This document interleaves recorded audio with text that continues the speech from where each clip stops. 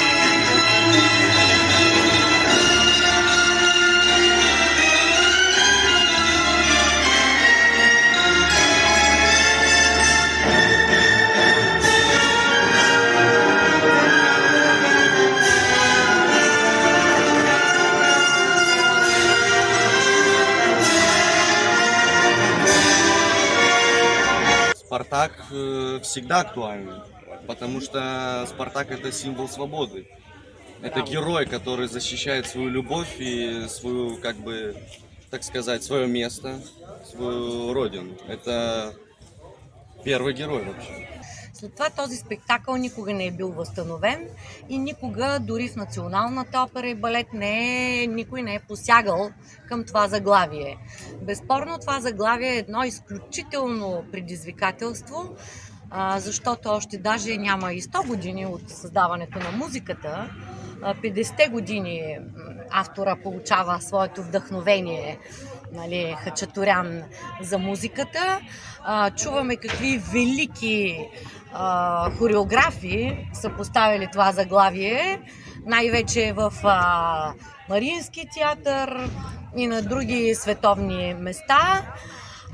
И за нас е огромна чест и гордост, че в България ние имаме щастието Сергей Бобров да е от няколко години главен хореограф на балета на Държавна опера Варна.